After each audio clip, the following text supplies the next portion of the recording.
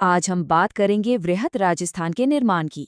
एक ऐसी कहानी जो किसी जंग के मैदान में नहीं बल्कि सूझबूझ और दूरदर्शिता से लिखी गई।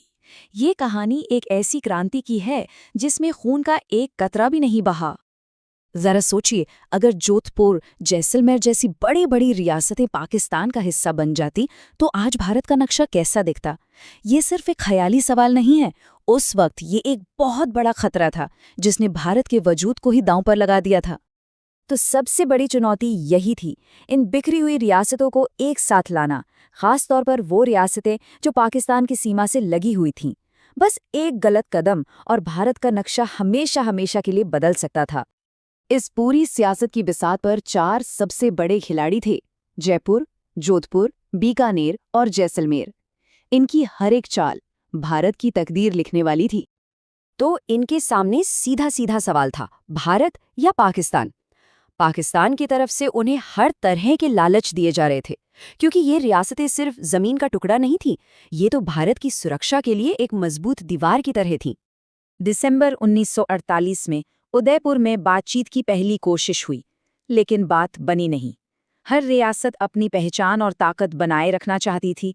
नतीजा, पहली ही कोशिश नाकाम हो गई और सारी उम्मीदें टूटने लगीं। ऐसा लगने लगा कि ये सपना शायद कभी पूरा नहीं होगा। और फिर जब लग रहा था कि सब कुछ बिखर रहा है, तब मैदान में उतरे सरदार वल्लभ भाई पटेल।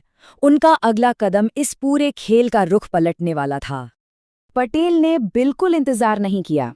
जहां दिसंबर में बातचीत टूटी थी, वहीं सिर्फ कुछ हफ्तों बाद 14 जनवरी 1949 को उन्होंने एक ऐसा फैसला सुनाया जिसने सबको हैरान कर दिया। उन्होंने ऐलान कर दिया कि ये रियासतें राजस्थान में मिलेंगी, चाहे कोई माने या ना माने। देखिए, ये सिर्फ एक घोषणा नहीं थी, ये एक बहुत साफ संदेश था।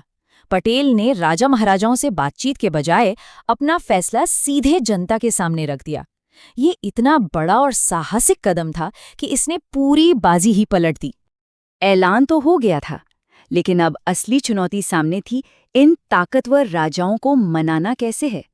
और यहीं से शुरू हुआ बातचीत और समझौतों का वो दौर जो आज भी भारतीय राजनीति में एक मिसाल माना जाता है। तो रास्ता क्या निकाला गया? एक ऐसा फॉर्मूला बनाया गया जिसमें हर किसी का मान सम्मान बना रहे। मेवाड़ के महाराणा को महाराज प्रमुख का पद दिया गया, जो सबसे ऊंचा था। जयपुर के महाराजा को राज प्रमुख बनाया गया। ये पद इसलिए बनाए गए ताकि सत्ता छोड़ते हुए भी उनका सम्मान बना रहे। ये सियासत की नहीं बल्कि राजनीति की जीत थी। सब कुछ लगभग तय हो गया था, पर एक आखिरी पेच फंसा हुआ था। नए राजस्थान की राजधानी कौन सा शहर बनेगा? और ये सवाल इतना बड़ा था कि इस पर पूरी मेहनत बेकार हो सकती थी। मैदान में दो सबसे बड़े दावेदार थे, जयपुर और जोधपुर। दोनों के बीच मुकाबला इतना कड़ा था कि कोई भी एक गलत फैसला पूरे समझौते को तोड़ सकता था। तो अब क्या किया जाता? इस बड़ी उलझन को सुलझाने के लिए एक कमेटी बनाई गई। इस कमेटी ने दोनों शहरों की सुविधाओं को, उनके दावों को बारीकी से परखा और फिर आखिरकार एक नाम पर मुहर लगा दी गई, जयपुर। लेकिन रुकिए, ये सिर्फ जयपुर की जीत नहीं थी, बाकी बड़े शहरों का भी मान रखा गया। जोधपुर को हाईकोर्ट दिया गया तो बीकानेर को शिक्षा विभाग, उदयपुर को वन और सहकारिता विभाग मिला तो भरतपुर को कृषि विभाग। इस तरह ताकत को एक जगह रखने के बजाय उसे बांट दिया गया, ताकि कोई भी शहर खुद को कम ना समझे।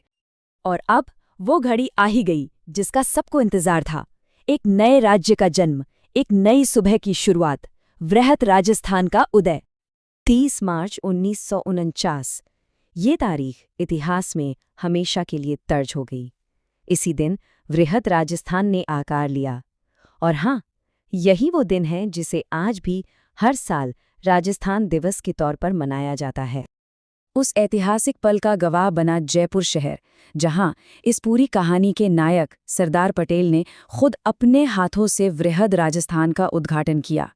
ये वाकई एक नए युग की शुरुआत थी। ये जो रिकॉर्ड हम देख रहे हैं, ये सिर्फ एक दस्तावेज नहीं है, ये इस बात का सबूत है कि कितनी बड़ी उपलब्धि हासिल की गई थी। ये हमें बताता है कि अगर इरादे मजबूत हों तो बिखरे हुए टुकड़ों को जोड़कर भी एक बेहद खूबसूरत तस्वीर बनाई जा सकती है। और आखिर में ये एक लाइन ही पूरी कहानी का सार है। यह एक रक्तहीन क्रांति थी। राजस्थान का एकीकरण सिर्फ एक राज्य का बनना नहीं था, ये इस बात का सबूत था कि दुनिया की सबसे बड़ी लड़ाइयाँ भी बिना एक बूंद खून बहाए, बिना हथियार उठाए जीती जा सकती हैं।